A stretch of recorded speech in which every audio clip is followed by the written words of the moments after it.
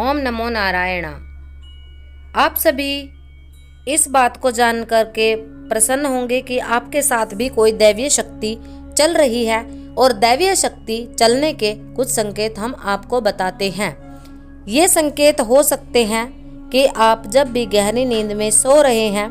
तो आपको सपने में कोई अच्छे किसी सुगंधित पुष्प की सुगंध आने लग जाती है और आपको रोशनी का एक तेज पुंज दिखाई देने लग जाता है, और स्पेशली वो तेज पुंज अगर नीले रंग के प्रकाश का हो तो आपको प्रसन्न हो जाना चाहिए कि आप निश्चय ही किसी दैवीय शक्ति की शरण में हैं। और ऐसा दिखाई देने पर आपको श्री हनुमान जी का ध्यान कर लेना चाहिए। हनुमान चालीसा के कम से कम आपको 11 पाठ जरूर कर लेना चाहिए, और जो जल आपने पाठ करते वक्त अपने सामने रखा है उससे अपने पूरे घर में छींटा लगाएं और अपने परिवारजनों को पीने के लिए भी दे सकते हैं।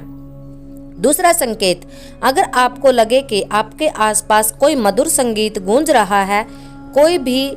सुंदर ध्वनि आपको सुनाई दे रही है और जब आपकी आंख खुलती है तो लगता है कि सामने कोई भी संगीत नहीं है, कोई भी चीज आपके आसपास नहीं है, तो आपको समझ जाना चाहिए कि हम किसी दैवीय शक्ति के आसपास हैं या फिर दैवीय शक्ति हमारे साथ कनेक्ट होना चाहती है।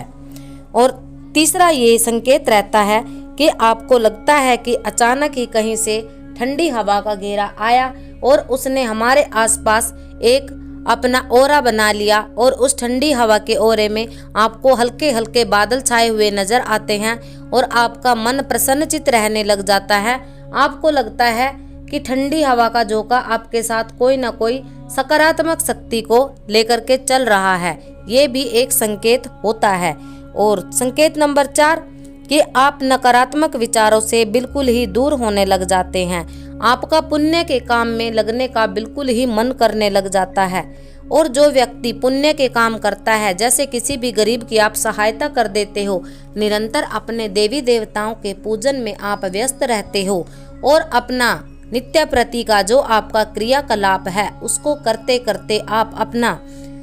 पूरा दिन अपने भगवान की भक्ति के स्मरण में, अपने इष्ट के जाप में लगा देते हो, तो निश्चय ही दैवीय शक्तियां आप पर अपनी कृपा करती हैं। अगर आपको स्वप्न में सोते समय निद्रा अवस्था में बहुत सारे मंदिरों के दर्शन होते रहते हैं, श्री गंगा जी घाट के दर्शन होते रहते हैं, जमुना जी घाट के दर्शन होते रहते हैं, तो आप समझ जाएं कि आपके ऊपर देवी शक्तियों की असीम अनुकंपा है। तीसरी बात, अगर आपको मरे हुए व्यक्ति स्वप्न में बहुत ही ज्यादा दिखाई देते हैं और प्रसन्नचित्त मुद्रा में आपको आशीर्वाद देते हुए दिखाई देते हैं, तो आप समझ जाएं आपके पितरों की आपके ऊपर कृपा होने वाली है, या फिर आपके पितर आपके आसपास आपके कार्य करने में, आपके घर में सुख शांति की व्यवस्था को बनाए रखने में आपके साथ हमेशा खड़े रहते हैं।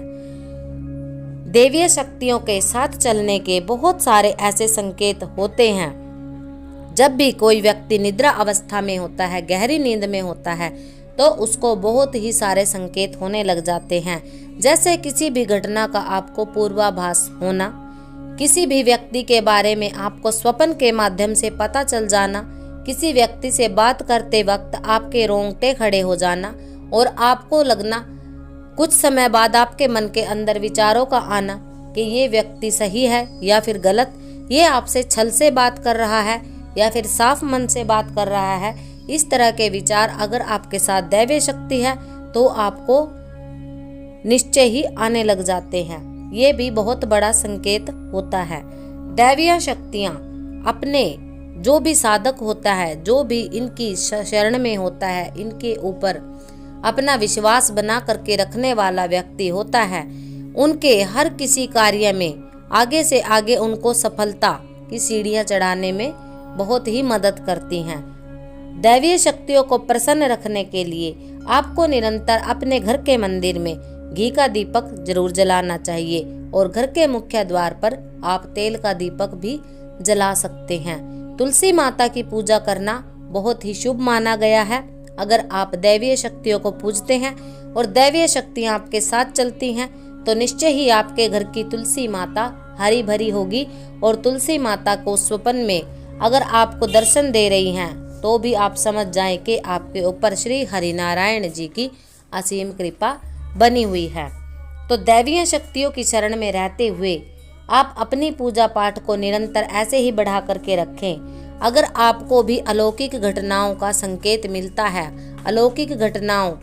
के साथ साथ आपको पता चल जाता है, पूर्वाभास आपको होने लग जाता है हर घटना का, तो समझ जाइए आपके साथ साथ कोई ना कोई दैवीय शक्ति चल रही है।